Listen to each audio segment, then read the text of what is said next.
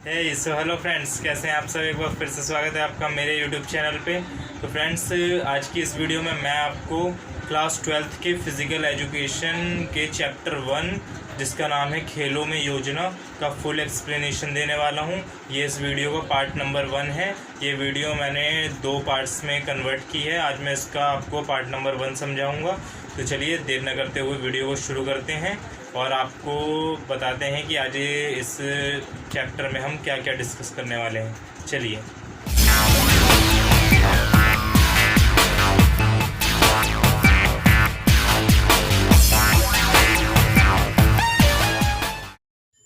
तो चलिए friends, video को शुरू करते हैं। तो फ्रेंड्स, पहला चैप्टर है हमारा खेलों में योजना। तो फ्रेंड्स, इसमें इस वीडियो में हम केवल इसकी यूनिट फर्स्ट और यूनिट सेकंड ही पढ़ेंगे, यानी कि ये यूनिट 1.1 योजना का अर्थ एवं उद्देश्य और सेकंड यूनिट 1.2 विभिन्न स्मृतियाँ व उनकी जिम्मेदारियाँ, पूर्व, दौरान व बाद में। तो चलिए फ्रेंड्स, देर न करते हुए वीडियो को शुरू करते हैं। इसकी यूनिट 1.1 है योजना का अर्थ एवं उद्देश्य। तो चलिए पहले हम योजना के अर्थ के बारे में समझ लेते हैं। योजना वह प्रक्रिया है जिसके द्वारा ऐच्छिक उद्देश्य की प्राप्ति हेतु आवश्यक क्रियाकलापों या गतिविधियों के बारे में सोचना तथा उनका आयोजन करना होता है। योजना वह एक ऐसी प्रक्रिया है जिसके द्वारा ऐच्छिक उद्देश्य, यानी कि मन में जो इच्छा होती है, इच्छित उद्देश्य की प्राप्ति के लिए जो क्रियाकलाप या गतिविधि के बारे में हम सोचते हैं तथा उसको आयोजित करते हैं, उसे योजना कहते हैं। योजना में लक्ष्य निर्धारण, युक्तियों को निर्धारित करना तथा कार्य की रूपरेखा बनाना और लक्ष्य को पाने के लिए कार्यक्रम बनाने जैसी प्रक्रिया शामिल है। यानी योजना में लक्ष्य निर्धारण, योजना में लक्ष्य निर्धारण करना होता है, युक्तियों को निर्धारित करना, यानी कि जो भी हमने प्लानिंग बनाई है उसको लेकर, तथा कार्य की रूपरेखा बनाना और लक्ष्य को पाने के लिए जो भी काम हम करते हैं वो सारे काम योजना में शामिल होते हैं। साधारण शब्दों में अगर हम समझें तो पहले ही यह निर्धारित कर लेना कि कब, कहाँ और किसके द्वारा क्या किया जाना है, यही योजना है। तो फ्रेंड्स, समझी गए होंगे। साधारण शब्दों में अगर हम इसकी परिभाषा समझें तो एक तरह से हम जो करना चाहते हैं उसे पहले ही निर्धारित कर लेना कि कब हमें क्या करना है, कहाँ करना है, कैसे करना है, किसके द्वारा करना है, तो यही योजना है। वस्तुतः योजना वह प्रक्रिया है जो हमें दक्षता पूर्वक तथा आसानी से हमारे लक्ष्य तक पहुँचने में सहायता करती है। यानी कि योजना एक ऐसी प्रक्रिया है जो हमें दक्षतापूर्वक, यानी कि कुशलतापूर्वक पूरी और आसानी से हमारे लक्ष्य तक, जो हमारा एम है, उस तक पहुंचने में सहायता करती है। यह भी कहा जा सकता है कि योजना एक पूर्व निर्धारित क्रियाविधि है जो किसी विशिष्ट लक्ष्य को प्राप्त करने के लिए अपनाई जाती है।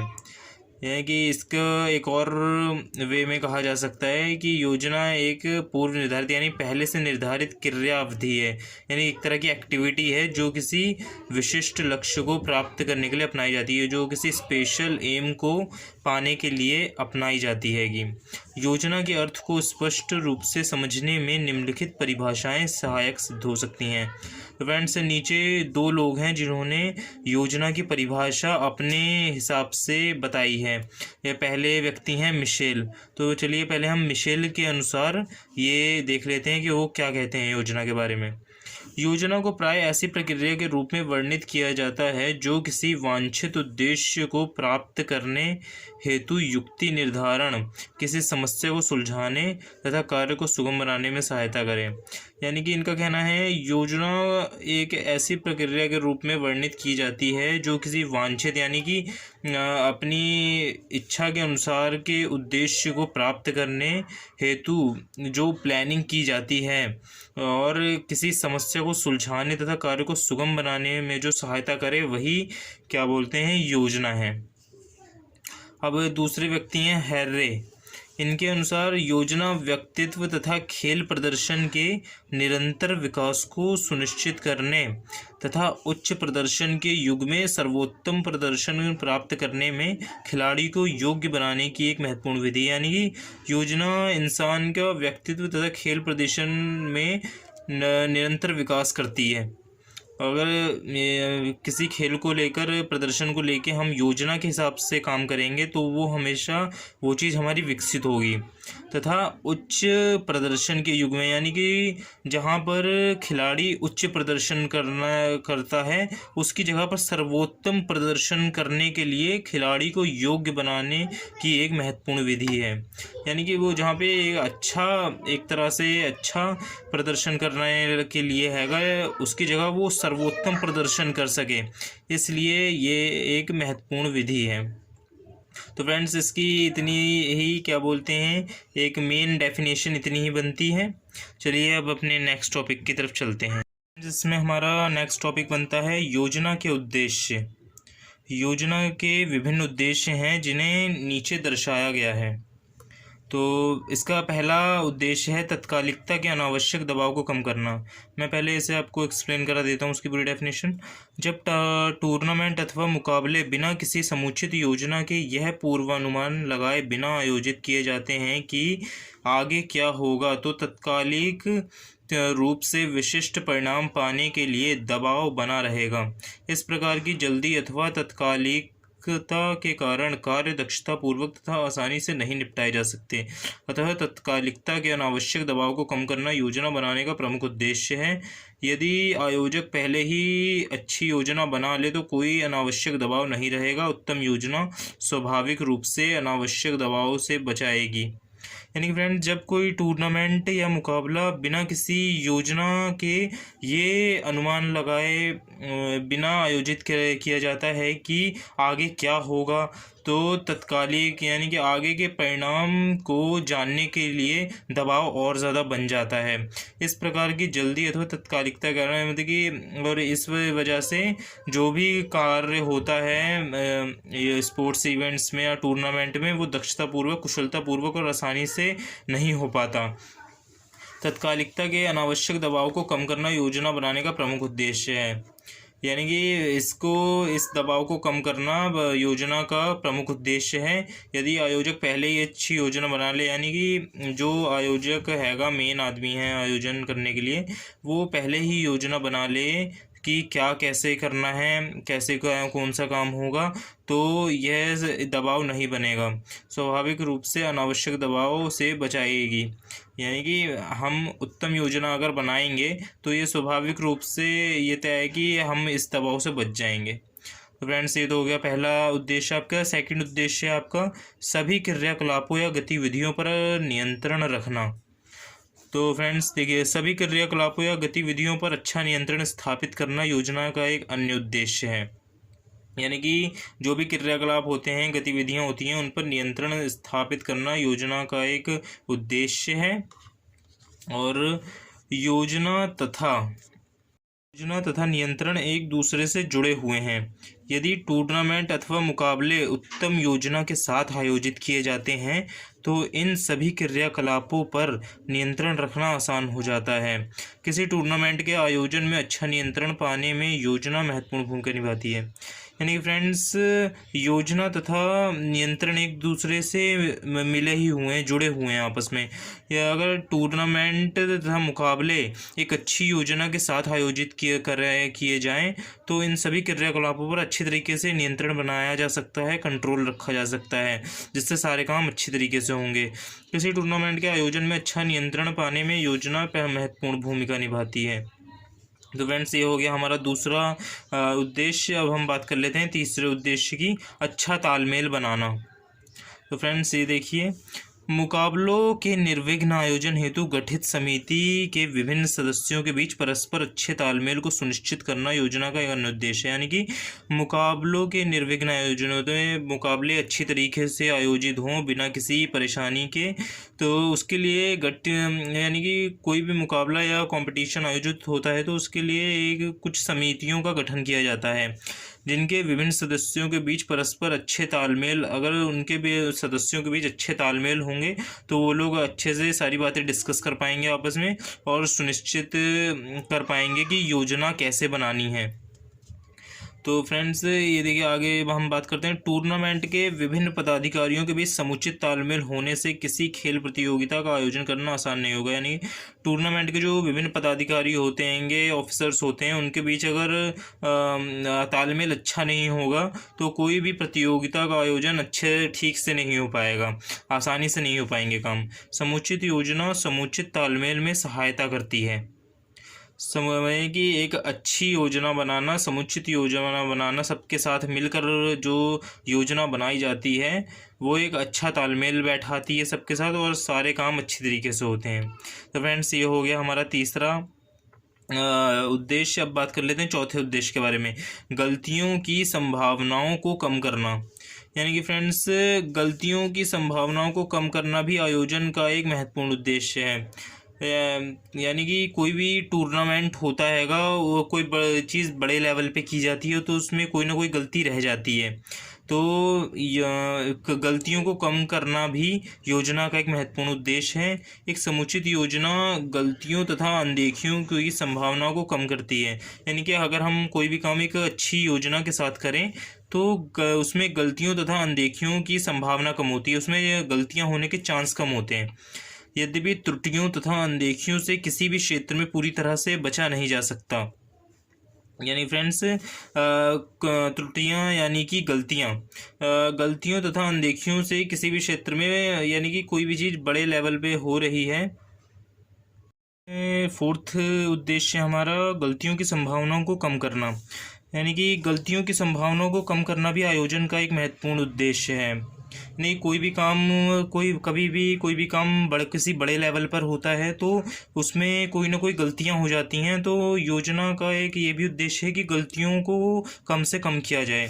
एक समुचित योजना गलतियों तथा अनदेखियों की संभावनाओं को कम करती है। यानी कि अगर हम कोई काम एक अच्छी योजना बनाकर करेंगे तो उसमें गलतियाँ तथा अनदेखियाँ कम होती हैं।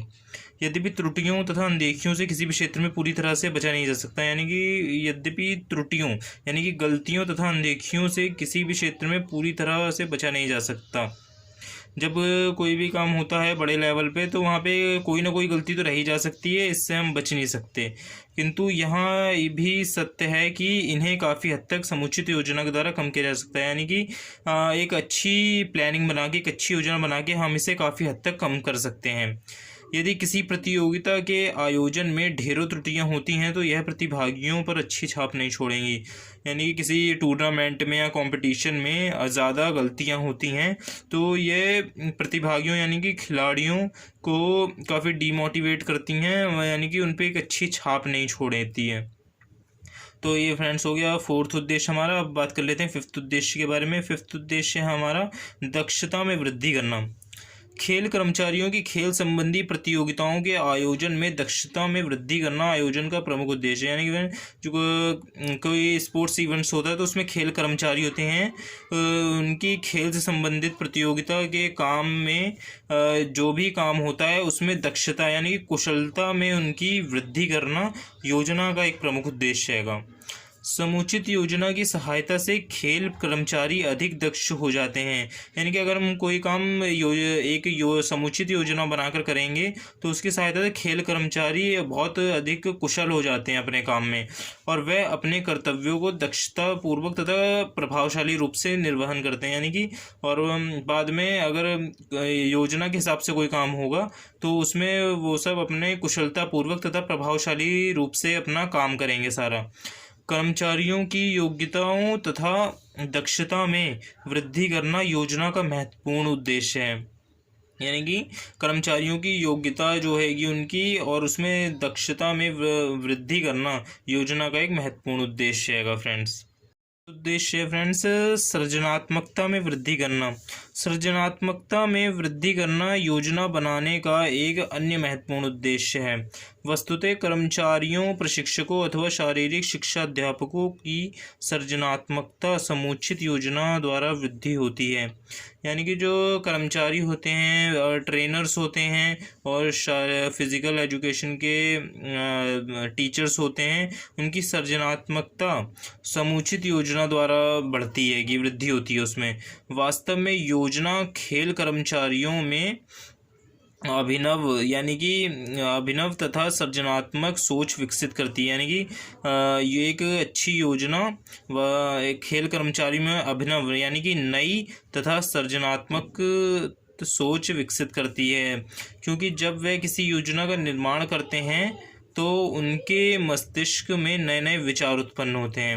यानी कि वो कोई भी योजना बनाएंगे अगर तो उनके मस्तिष्क में यानी कि उनके दिमाग में नए नए थिंक्स आएंगी, नए नए क्या बोलते हैं विचार आएंगे उनके दिमाग में।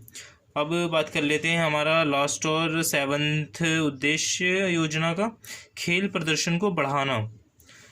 खिलाड़ियों एथलीटों के खेल प्रदर्शन को बढ़ाना भी खेलों में योजना का महत्वपूर्ण उद्देश्यों में से एक है। यानी कि जो खिलाड़ी होते हैं, एथलीट होते हैं, उनके खेल के प्रदर्शन में बढ़ावा करना भी योजना का एक महत्वपूर्ण उद्देश्य होता है। बिना उचित प्रशिक्षण योजना के खिलाड़ियों के प्रदर्शन को बढ़ाना संभव है। यानी कि एक अच्छी ट्रेनिंग तथा योजना के बिना खिलाड़ियों के प्रदर्शन को बढ़ाना असंभव हैगा। योजना के अभाव में खेलों में प्रदर्शन के विकास की प्रक्रिया को प्रभावी ढंग से नियंत्रित व नियमित नहीं किया जा सकता। यानी कि बिना किसी योजना के खेलों के प्रदर्शन में जो विकास होता है उसकी प्रक्रिया को प्रभावी ढंग से कंट्रोल नहीं किया जा सकता। बिना योजना के उद्देश्य युक्त प्रशिक्षण का निर्धारण व मूल्यांकन करना असंभव है। यानी कि बिना किसी योजना के जो हमारा उद्देश्य युक्त प्रशिक्षण है, यानी कि जिस उद्देश्य से हम प्रशिक्षण ले रहे हैं या दे रहे हैं, उसका मूल्यांकन करना असंभव हैगा। यदि योजना भली भांति नहीं बनाई जाती तो खेल प्रशिक्षण व्यर्थ हो जाता है। यानी कि अगर योजना सही तरीके से नहीं बनाई जाएगी तो खेल प्रशिक्षण व्यर्थ हो जाता है, बेकार हो जाता है। जो भी हमने ट्रेनिंग ली है वो बेकार है बिना किसी प्लानिंग के। केवल अच्छी योजना ही खेल प्रदर्शन में वृद्धि कर सकती है। एक अच्छी योजना, एक अच्छी प्लानिंग ही हमारे खेल के प्रदर्शन में वृद्धि कर सकती है फ्रेंड्स। अब हम बात करेंगे यूनिट 1.2। अब हमारा नेक्स्ट टॉपिक है विभिन्न समितियाँ व उनकी जिम्मेदारियाँ पूर्व, दौरान व बाद में। तो फ्रेंड्स चलिए बात करते हैं, इसकी डेफिनेशन देख लेते हैं पूरी। स्पोर्ट्स इवेंट्स को आयोजित करने के लिए विभिन्न समितियों का गठन किया जाता है। यानी कि कोई भी स्पोर्ट्स इवेंट्स होते हैं उनको आयोजित करने, ऑर्गेनाइज करने के लिए विभिन्न समितियां यानी कि कमेटीज बनाई जाती हैं, ताकि प्रतियोगिताओं, टूर्नामेंट का कार्य संचालन सुव्यवस्थित तथा सरल रूप से किया जा सके, ताकि प्रतियोगिता का जो कार्य हैगा वो अच्छी तरीके से और आसानी से किया जा सके। वास्तव में स्पोर्ट्स इवेंट्स के आयोजन तथा कार्य संचालन के लिए अच्छा नियोजन तथा तैयारी की आवश्यकता होती है। यानी कि जो स्पोर्ट्स इवेंट्स होते हैं उनके ऑर्गेनाइज करने के लिए, उनका कार्य संचालन के लिए एक अच्छी नियोजन यानी प्लानिंग तथा तैयारी की ज़रूरत होती है। सामान्यतः इसके लिए एक प्रबंध समिति बनाई जाती है, यानी कि एक मैनेजमेंट कमेटी बनाई जाती है, जिसमें प्राय प्रत्येक संबंधी विद्यालय शिक्षण संस्थान से एक प्रतिनिधि शामिल होता है। यानी कि इस समिति में काफ़ी बहुत सारे स्कूलों से एक एक प्रतिनिधि शामिल होता है इस समिति में। यह प्रबंध समिति प्रतियोगिता की सफलता के लिए पूरी तरह जिम्मेदार होती है। यानी कि प्रतियोगिता का जो भी काम हैगा वो एकदम अच्छी तरीके से हो, बिना किसी गड़बड़ के हो, उसकी पूरी जिम्मेदारी ये समिति लेती है। यह समिति अन्य समितियों का गठन या निर्माण भी करती है। यही समिति और भी समितियों का गठन करती है अपने अंडर में, तथा उनमें भिन्न भिन्न प्रकार के कार्यों को विभाजित भी करती है। और ये समिति बहुत सारे बनाती है कि गठन करती है काफ़ी समितियों का, और उनमें भिन्न भिन्न प्रकार के कार्यों को विभाजित कर देती है, यानी पार्ट वाइज सारे काम बांट देती है। फ्रेंड्स आप देख सकते हैं सबसे पहले होती है प्रशासनिक निदेशक। प्रशासनिक निदेशक यानी कि एक एडमिनिस्ट्रेटिव लेवल पर एक समिति होती है कि उसके नीचे कार्यकारी समिति काम करती है, कार्यकारी समिति के नीचे आयोजन समिति कार्य करती है और आयोजन समिति के अंडर में ये सारी समितियां काम करती हैं, जैसे प्रचार समिति, आवास तथा खान पान समिति, स्वागत समिति, सजावट तथा समारोह समिति, यातायात समिति, खेल मैदान व उपकरण समिति और भी नीचे बहुत सारी समितियां हैं। तो हम एक एक करके सारी चीज़ों को डिस्कस करेंगे, एक एक समितियों के बारे में। तो चलिए देखते हैं। तो फ्रेंड्स ये देखिए, इसमें पहली समिति है हमारी प्रचार समिति। प्रचार समिति विद्यालयों को अग्रिम रूप से जानकारी भेजती है। इस समिति का मुख्य कार्य स्पोर्ट्स मीट की तिथि, स्थान व प्रतियोगिता के इवेंट्स के बारे में सूचना भेजना है। यह समिति प्रिंटिंग का कार्य भी संभालती है। इस समिति की मुख्य जिम्मेदारी स्पोर्ट्स इवेंट्स का प्रचार करना है। यानी कि ये जो प्रचार समिति होती है विद्यालयों को एडवांस में ही पहले इन्फॉर्मेशन भेज देती है कि स्पोर्ट्स इवेंट्स कब होने हैं, कहाँ होने हैं। इस समिति का मुख्य कार्य स्पोर्ट्स मीट की तिथि, स्थान व प्रतियोगिता के इवेंट्स के बारे में सूचना भेजना होता है। यानी कि इनको इन्फॉर्मेशन देना होता है सब जगहों पर कि स्पोर्ट्स इवेंट्स कहाँ पर होने वाले हैं, उनकी तिथि क्या है, स्थान कहाँ पर होगा, तो ये सब इन्हें सूचना भेजनी होती है इन्हें। यह समिति प्रिंटिंग का कार्य भी संभालती है। समिति की मुख्य जिम्मेदारी स्पोर्ट्स इवेंट्स का प्रचार करना है, यानी कि इसका काम प्रिंटिंग का भी होता है। जैसे उसके गेम के एडवर्टाइजमेंट के लिए काफ़ी बैनर छपते हैं, टेम्पलेट्स छपती हैं, तो उन सबको प्रिंट करवाना भी इसी समिति का कार्य है। सेकंड समिति हमारी यातायात समिति। इस समिति की मुख्य जिम्मेदारी विभिन्न टीमों को स्पोर्ट्स इवेंट्स के स्थान व आवास के स्थान तक लाने व ले जाने की सुविधा प्रदान करना है। यह समिति यातायात के लिए आवश्यक प्रबंध करती है। यानी कि फ्रेंड्स, इस समिति की जिम्मेदारी होती है कि वो विभिन्न टीमों और खिलाड़ियों को जहाँ पर खिलाड़ी रुके हुए हैं वहाँ से स्पोर्ट्स इवेंट के स्थान पर लाना और वहाँ से वापस ले जाने की सुविधा देना इस समिति का काम होता है। यह समिति यातायात के लिए आवश्यक प्रबंध करती है। थर्ड समिति हमारी आवास तथा खानपान समिति। यानी कि आवास तथा खानपान समिति खिलाड़ियों व खेल अधिकारियों के ठहरने तथा भोजन का प्रबंध करने के लिए आवश्यक व्यवस्था करती है। यानी कि जो भी वहाँ पे खिलाड़ी आए होते हैं और खेल अधिकारी यानी कि स्पोर्ट्स ऑफिसर्स आए होते हैं खेल को देखने के लिए, उनकी जजिंग के लिए, तो उनके लिए खाने पीने और उनके रहने की जो व्यवस्था होती है, मैनेजमेंट होता है, वो करवाना इस समिति का काम होता है। इनकी जिम्मेदारी है उनका खाना पीना और रहने का देखने की। फोर्थ समिति हमारी सजावट तथा समारोह समिति। सजावट व समारोह समिति खेल मैदान या स्टेडियम की सजावट के लिए उत्तरदायी होती है। यानी कि यह इस समिति का काम होता है खेल मैदान, खेल के मैदानों और स्टेडियम की जो सजावट है, लाइटिंग सिस्टम है वहाँ पर और जो सीटिंग सिस्टम है वो सब देखना। यह समिति खेलों के उद्घाटन समारोह, पुरस्कार वितरण समारोह व समापन समारोह के लिए आवश्यक प्रबंध करने के लिए भी उत्तरदायी होती है। यानी कि जो खेलों का उद्घाटन समारोह होता है जब खेल शुरू होते हैं और जब खिलाड़ियों को पुरस्कार दिया जाता है, और जो प्रतियोगिता का समापन समारोह होता है उसमें जो जो सजावट का काम होता है वो सारे काम देखना इस समिति का कार्य होता है। यह समिति ट्रॉफियों, तमगों व प्रमाण पत्रों आदि का भी प्रबंध करती है। यानी जो खिलाड़ियों को, जो खिलाड़ी जीते होते हैं गेम में, उनको ट्रॉफियाँ देना और मेडल्स व सर्टिफिकेट देना भी इन्हीं का काम होता है। अब बात कर लेते हैं फिफ्थ हमारी समिति के बारे में।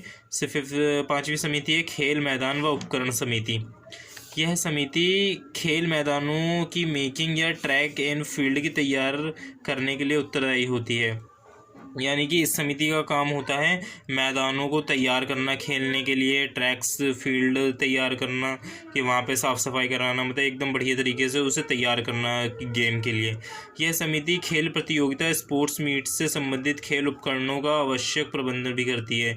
यानी कि जो भी वहाँ पे खेल होने वाला होगा उसके लिए क्या क्या सामान लगने वाला है, उपकरण लगने वाले हैं, उन सब का प्रबंध करना इस समिति का काम है। यह समिति विशिष्टताओं के अनुसार खेल उपकरणों को उपलब्ध कराने के लिए जिम्मेदार है।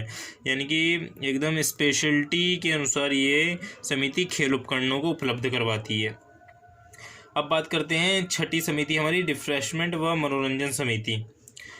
यह समिति मेहमानों, खेल अधिकारियों व प्रतियोगियों आदि को रिफ्रेशमेंट व ड्रिंक्स की आपूर्ति का कार्यभार संभालती है। यानी कि जो भी लोग गेम प्रतियोगिता देखने आए होते हैंगे, ऑडियंस होते हैं और भी अधिकारी वगैरह होते हैं, उनके खाने पीने, कॉफ़ी पानी वगैरह का उनका प्रबंध करना इस समिति का काम होता है। यह समिति स्पोर्ट्स इवेंट्स के उद्घाटन व समारोह पर मनोरंजक कार्यक्रम का भी प्रबंध करती है। यानी कि जब खेल शुरू होने वाला होता है तो उसमें कोई मनोरंजक चीज़ यानी एंटरटेनमेंट करने वाला कोई चीज़, उसका भी इंतज़ाम करवाना इस समिति का काम होता है। अब 7वीं समिति हमारी स्वागत समिति। इस समिति के सदस्य उद्घाटन समारोह व समापन समारोह के अवसर पर आने वाले मुख्य अतिथियों एवं अन्य अतिथियों के स्वागत के लिए उत्तरदायी होते हैं। यानी कि फ्रेंड्स, कोई टूर्नामेंट हो रहा है, कोई बड़ा टूर्नामेंट हो रहा है, तो कोई भी इतने सारे अतिथि आए आएंगे तो उनको ऐसे तो भेजा नहीं जाएगा, तो उनका स्वागत किया जाता है अच्छी तरीके से। और यह समिति स्पोर्ट्स इवेंट्स के दौरान आने वाले अन्य अतिथियों व दर्शकों के स्वागत के लिए भी अपना उत्तरदायित्व निभाती है। यानी कि उनका अच्छी तरीके से स्वागत करना होता है और मतलब कि एकदम अच्छा एक तरह का रिफ्रेशमेंट देना होता है उन्हें किसी तरह का दिक्कत ना हो, तो ये काम स्वागत समिति का होता है। इसमें हमारी 8वीं समिति है एंट्री व कार्यक्रम समिति। यह समिति विभिन्न विद्यालयों को पहले प्रविष्ट के लिए फॉर्म भेजती है। यानी कि यह समिति सभी स्कूलों में क्या बोला एंट्री के लिए यानी कि एडमिशन के लिए खेलों में एक फॉर्म भेजती है तथा समय रहते उनको प्राप्त भी करती है और वहां से इसको प्राप्त करना भी उन्हीं का काम होता है। यह समिति एथलेटिक मीट की स्थिति में प्रतियोगियों को चेस्ट नंबर भी प्रदान करती है तथा हिट्स का प्रबंधन भी करती है। अन्य खेलों के आयोजन के लिए यह प्रतियोगिता में भाग लेने वाली टीमों के फिक्सचर तैयार करती है। फ्रेंड्स, भी फिक्सचर वाला टॉपिक आपका आगे आएगा। तो कोई भी गेम होता है उसमें पहले फिक्सचर तैयार किया जाता है, सारी गेम के कितने राउंड होने हैं, कौन कौन सी टीम है, तो इसके लिए यह समिति खेल स्पोर्ट्स इवेंट्स से संबंधित पूरा कार्यक्रम तैयार करती है तथा इसे प्रकाशित भी करवाती है।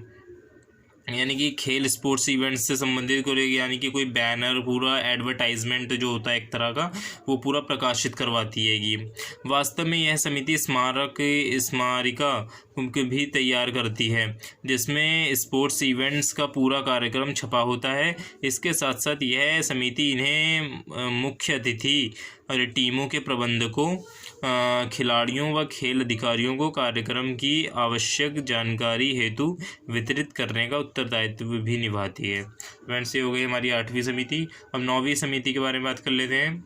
ऑफिशियल्स के लिए समिति। यह समिति एथलेटिक मीट के लिए विभिन्न ऑफिशियल्स जैसे रेफरी, जजों, records clerk of the course, starters, marshals, track umpires, time keepers व लैप स्कोर्स आदि का चयन करती है तथा विभिन्न खेलों के आयोजन के लिए आवश्यकता के अनुसार रेफरी, एम्पायर, टाइम कीपरों, रिकॉर्ड्स व जजों आदि का चयन करती है। यानी कि इस समिति का काम होता है कि आवश्यकता के अनुसार जितनी ज़रूरत है जिस गेम के लिए, उसके लिए रेफरी, जजों, रिकॉर्ड्स क्लर्क और मार्शल्स, ट्रैक एम्पायर्स, इन सब का प्रबंध कराना इस समिति का काम होता है। चयन करती है एक तरह से कि कौन एम्पायर बनेगा, कौन क्या बोलते हैं जज बनेगा, तो ये सारा काम ऑफिशियल्स के लिए समिति का काम होता है। 10वीं समिति हमारी उद्घोषक समिति। यह समिति मुख्यतः स्पोर्ट्स मीट या खेलों के दौरान विभिन्न घोषणाएं करने के लिए उत्तरदायी होती है। यह समिति उद्घाटन तथा समापन समारोह, कौन सा इवेंट कब होना है, खेल अधिकारियों के नामों को जिन्हें संबंधित इवेंट कराना होता है तथा खेल स्पोर्ट्स इवेंट की रनिंग कमेंट्री करने के लिए उत्तरदायी होती है। यानी कि यह समिति मुख्य कार्य इस समिति का ये होता है कि जैसे गेम हो रहा है, किसी खिलाड़ी ने क्रिकेट का गेम हो रहा है, छक्का मार दिया, तो वो अनाउंस करते हैं कि हाँ भाई इस खिलाड़ी ने ये छक्का मारा, इसके इतने रन हो गए। तो उद्घोषक समिति का यही काम होता है और कौन सा जज कौन सी इवेंट करवाने वाला है उसका नाम उद्घोषणा करती है उसकी, तो ये सब काम उद्घोषक समिति के होते हैं। अब 11वीं समिति हमारी प्राथमिक चिकित्सा समिति। बहुत इम्पोर्टेंट समिति होती है फ्रेंड्स। प्राथमिक चिकित्सा समिति के शीर्ष पर एक अच्छा शिक्षित डॉक्टर होता है। यह समिति घायल या प्रभावित खिलाड़ी एथलीट को तुरंत प्राथमिक सहायता प्रदान करती है। यह समिति स्पोर्ट्स इवेंट्स के आयोजन से पूर्व प्राथमिक सहायता प्रदान करने के लिए आवश्यक प्रबंध करती है, क्योंकि एथलीटों खिलाड़ियों के प्रतियोगिताओं के दौरान चोट लग सकती है। यानी कि प्राथमिक चिकित्सा समिति यानी फर्स्ट एड कमेटी। इस समिति का एक काम ये होता है कि किसी खिलाड़ी को खेलने के दौरान या फिर भागने वागने में कोई चोट लग जाती है, वो घायल हो जाता है, तो उससे फर्स्ट एड की सुविधा देना, यानी कि उसको पट्टी करना, उसे दवा देना, इस समिति का कार्य होता है। तो ये हो गई हमारी 11वीं समिति। अब हम बात कर लेते हैं अपनी 12वीं समिति के बारे में। 12वीं समिति हमारी वित्त समिति। यह समिति वित्त प्रबंधन से संबंधित होती है। यह समिति बजट तैयार करती है तथा आय व व्यय के हिसाब को बनाए रखती है। यानी कि जो भी फाइनेंस से रिलेटेड काम होता है स्पोर्ट्स इवेंट्स में, टूर्नामेंट्स में, तो जो भी पैसे से रिलेटेड जो भी चीज़ होगी वो सारा काम ये समिति देखती है, वित्त समिति, और सारा हिसाब किताब रखती है कि कौन से किस चीज़ में कितना पैसा लगा, किस में क्या लगा। तो ये सारा देख रेख इस समिति को करना होता हैगा। फ्रेंड्स, इसी में हमारा नेक्स्ट टॉपिक हैगा टूर्नामेंट से पूर्व, दौरान व बाद में समितियों की जिम्मेदारी या उत्तरदायित्व। यानी कि फ्रेंड्स, टूर्नामेंट होते हैं और जब टूर्नामेंट स्टार्ट होते हैं और जब टूर्नामेंट हो रहे होते हैं और जब टूर्नामेंट ख़त्म होते हैं, तो उस बीच भी समितियों की कुछ जिम्मेदारी बनती है, उत्तरदायित्व बनते हैं उनके। तो उसके बारे में हम बात करेंगे। पिछले कुछ दशकों की अपेक्षा आजकल खेल कूद के क्षेत्र में भागीदारी की प्रवृत्ति बढ़ रही है। इसलिए खेल अधिकारियों की खेल टूर्नामेंट या खेल इवेंट को शानदार व भव्य तरीकों से आयोजित करने का मुख्य कर्तव्य बन जाता है। अतः खेल अधिकारियों के लिए खेल इवेंट टूर्नामेंट को ठीक ढंग से आयोजित करने के लिए उन्हें खेल टूर्नामेंट से पूर्व के दौरान तथा टूर्नामेंट के बाद की जिम्मेदारियां या कर्तव्यों को भली भांति समझना अति आवश्यक है। विभिन्न समितियों के खेल अधिकारियों की जिम्मेदारियों का वर्णन नीचे दिया गया है। यानी कि फ्रेंड्स, क्या बोलते हैं, आजकल अब टूर्नामेंट्स से खेल इवेंट्स को शानदार तथा बढ़िया तरीके से आयोजित करने का एक मुख्य कर्तव्य बन जाता है समितियों का। तो इस चीज़ के लिए खेल अधिकारियों को खेल इवेंट से रिलेटेड सारी चीज़ों की जानकारी होनी चाहिए और अपनी खेल टूर्नामेंट के दौरान, बाद में, या जब खेल टूर्नामेंट शुरू होने से पहले उनकी जो भी जिम्मेदारियां, कर्तव्य हैं उन्हें समझना चाहिए। अब बात कर लेते हैं टूर्नामेंट से पूर्व की जिम्मेदारी या उत्तरदायित्व। जब टूर्नामेंट से शुरू होने से पहले की जिम्मेदारियां क्या बनती हैंगी समितियों की। विभिन्न समितियों के अधिकारियों को टूर्नामेंट के पूर्व की जिम्मेदारियां खेल इवेंट या टूर्नामेंट के प्रारंभ होने से पूर्व निर्धारित की जाती है। ऐसी ही कुछ जिम्मेदारियों का वर्णन नीचे दिया गया है। तो यानी कि फ्रेंड्स, जो समितियों के अधिकारी होते हैं और टूर्नामेंट के पूर्व जो जिम्मेदारियां होती हैं उनकी, वो प्रारंभ होने से पहले जो जिम्मेदारियां होती हैं उनका वर्णन नीचे दे रखा है। हम एक एक करके डिस्कस करेंगे। पहली जिम्मेदारी है अधिकारी के साथ मिलकर टूर्नामेंट या खेल इवेंट का बजट तैयार करना, क्योंकि उपयुक्त बजट के बिना टूर्नामेंट को शानदार व सुव्यवस्थित ढंग से आयोजित करना मुश्किल होता है। यानी कि अधिकारियों के साथ, जो भी अधिकारी हैगा मेन, उसके साथ मिलकर टूर्नामेंट का जो बजट हैगा, यानी कि पैसे का जो मामला है, कितने में क्या काम होना है, ये तय करना होता है, क्योंकि उसके बिना तो टूर्नामेंट अच्छे तरीके से हो नहीं पाएगा। तो इसलिए पहली जिम्मेदारी तो ये बनती है। दूसरी जिम्मेदारी खेल टूर्नामेंट का कार्यक्रम या शेड्यूल, अर्थात टूर्नामेंट की तिथि तथा स्थान आदि की तैयारी करना। यानी कि ये तय करना कि टूर्नामेंट का कार्यक्रम, शेड्यूल उसका तय करना कि कब कौन सा टूर्नामेंट होगा, किस दिन होगा और उसकी तिथि क्या होगी, उसको किस जगह पर होगा, तो ये तैयार करना। तीसरी है खेल मैदान, कोर्ट्स, ट्रैक, खेल उपकरणों को तैयार करना, जो कि एक स्पोर्ट्स टूर्नामेंट को आयोजित करने के लिए ज़रूरी होते हैं। यानी कि मैदान तैयार करवाना, कोर्ट्स यानी कि जो भी कपड़े हैंगे खिलाड़ियों के पहनने वाले, ट्रैक तैयार करना, कि खेल उपकरणों के तैयार करना कि खेल में कौन कौन से उपकरण लग सकते हैं, तो किसकी ज़रूरत है। तो ये सब बहुत ज़रूरी चीज़ें हैं, क्या बोलते हैं, टूर्नामेंट के लिए। तो इसको ये भी जिम्मेदारी बनती है कि इन सब चीज़ों को देखें। तो चौथी जिम्मेदारी होती है स्पोर्ट्स टूर्नामेंट को आयोजित करने के लिए विभिन्न समितियां बनाना। यानी कि फ्रेंड्स, कोई भी टूर्नामेंट है उसमें एक समिति मिलकर सारा काम नहीं कर सकती, तो उसके लिए अलग अलग समिति बनाई जाती है। जैसे मैंने पहले बताया था, अलग अलग समिति बनाई जाती है, उनमें पार्ट्स में काम डिवाइड कर दिए जाते हैं उनमें, और तब जाके काम अच्छी तरीके से हो जाता है। पांचवी समय उत्तरदायित्व है टूर्नामेंट की तिथियां तथा स्थान के बारे में विभिन्न टीमों को सूचना भेजना। यानी कि टूर्नामेंट किस दिन होने वाले हैं, कहाँ पर होने वाले हैं, सभी टीमों को इसकी जानकारी देना। बात कर लेते हैं टूर्नामेंट के बाद वाली जिम्मेदारियां हैं, उत्तरदायित्व। यानी कि जब टूर्नामेंट ख़त्म हो जाते हैं उसके बाद क्या जिम्मेदारी और उत्तरदायित्व बनते हैं। तो पहली जिम्मेदारी बनती है विजेताओं को पुरस्कार तथा सर्टिफिकेट्स देना। यानी कि जो भी टीम जीती है, जो भी विजेता है, उनके लिए पुरस्कार तथा सर्टिफिकेट तैयार करना। दूसरी जिम्मेदारी बनती है मीडिया को विस्तृत परिणाम तथा अनावश्यक जानकारी तथा आवश्यक जानकारी प्रदान करना। यानी कि जो भी जानकारी है स्पोर्ट्स से रिलेटेड, वो सारी जानकारी मीडिया तक पहुंचाना। थर्ड जिम्मेदारी बनती है टूर्नामेंट के उपरांत जाने वाली टीमों खिलाड़ियों को सुरक्षा निधि वापस करना। यानी कि टूर्नामेंट जब हो जाते हैं तो जो टीमें वापस जाने वाली होती हैं उनके लिए एक सुरक्षा निधि होती है, जो उन्हें खेल शुरू होने से पहले दी जाती है, बाद में उन्हें वापस कर देते हैं वो। फोर्थ जिम्मेदारी बनती है स्पोर्ट्स टूर्नामेंट से संबंधित सारा रिकॉर्ड्स तथा फाइल एकत्रित करना। यानी कि स्पोर्ट्स टूर्नामेंट जो भी हुआ है उसका रिकॉर्ड क्या है, किसमें क्या सामान लगा है, यानी कि एक तरह से सारी चीज़ें, एक इसका रिकॉर्ड तथा एक फ़ाइल तैयार करना, इसकी एकत्रित करना।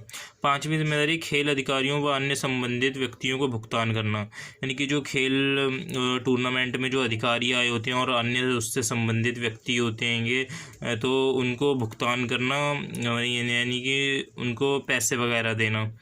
और छठी जिम्मेदारी बनती है खेल टूर्नामेंट के खर्च से संबंधित रिपोर्ट तैयार करना। यानी कि खेल टूर्नामेंट में जितना भी खर्च हुआ है उसकी एक रिपोर्ट तैयार करना। सातवीं जिम्मेदारी बनती है मुख्य अतिथि तथा अन्य अतिथियों को मोमेंटो प्रदान करना।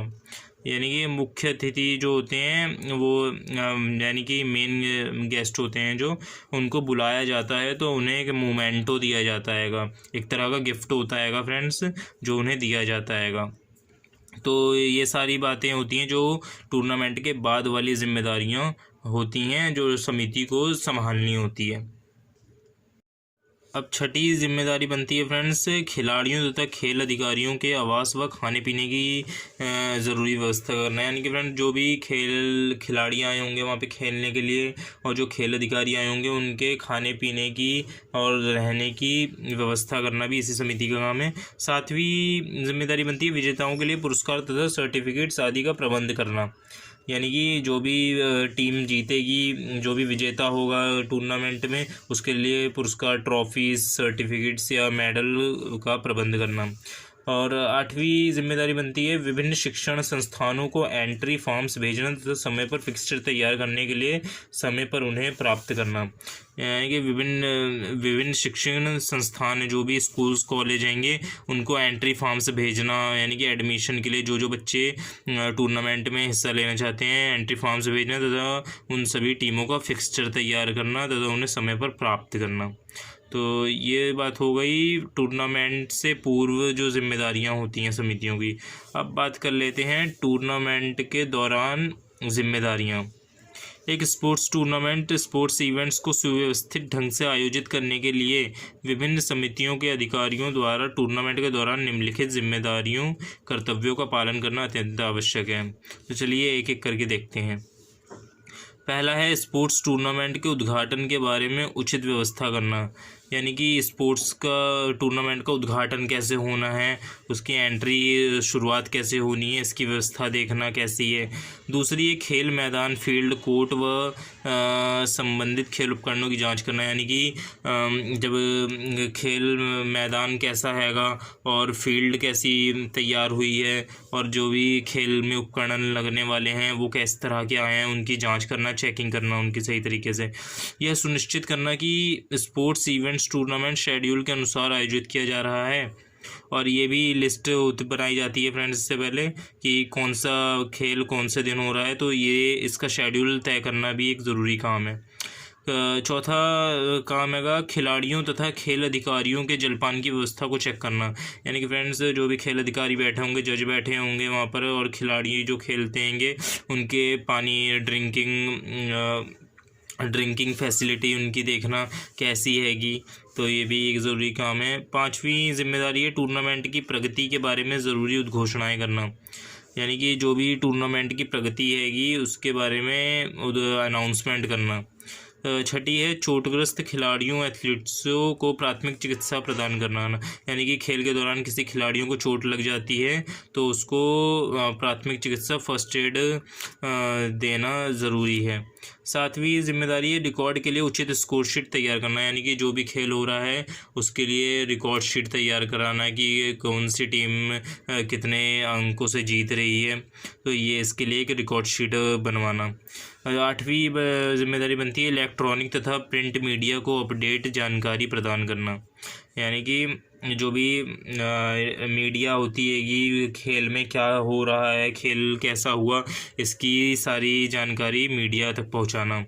और उचित अनुशासन बनाए रखना, यानी कि खेल पूरे अनुशासन के हिसाब से हो, इसका ध्यान देना। बात कर लेते हैं टूर्नामेंट के बाद वाली जिम्मेदारियां हैं, उत्तरदायित्व, यानी कि जब टूर्नामेंट ख़त्म हो जाते हैं उसके बाद क्या जिम्मेदारी और उत्तरदायित्व बनते हैं। तो पहली जिम्मेदारी बनती है विजेताओं को पुरस्कार तथा सर्टिफिकेट्स देना, यानी कि जो भी टीम जीती है, जो भी विजेता है, उनके लिए पुरस्कार तथा सर्टिफिकेट तैयार करना। दूसरी जिम्मेदारी बनती है मीडिया को विस्तृत परिणाम तथा अनावश्यक जानकारी तथा आवश्यक जानकारी प्रदान करना, यानी कि जो भी जानकारी है स्पोर्ट्स से रिलेटेड वो सारी जानकारी मीडिया तक देना, पहुंचाना। थर्ड जिम्मेदारी बनती है टूर्नामेंट के उपरांत जाने वाली टीमों, खिलाड़ियों को सुरक्षा निधि वापस करना, यानी कि टूर्नामेंट जब हो जाते हैं तो जो टीमें वापस जाने वाली होती हैं उनके लिए एक सुरक्षा निधि होती है जो उन्हें खेल शुरू होने से पहले दी जाती है, बाद में उन्हें वापस कर देते हैं वो। फोर्थ जिम्मेदारी बनती है स्पोर्ट्स टूर्नामेंट से संबंधित सारा रिकॉर्ड्स तथा फाइल एकत्रित करना, यानी कि स्पोर्ट्स टूर्नामेंट जो भी हुआ है उसका रिकॉर्ड क्या है, किसमें क्या सामान लगा है, यानी कि एक तरह से सारी चीज़ें एक इसका रिकॉर्ड तथा एक फ़ाइल तैयार करना, इसकी एकत्रित करना।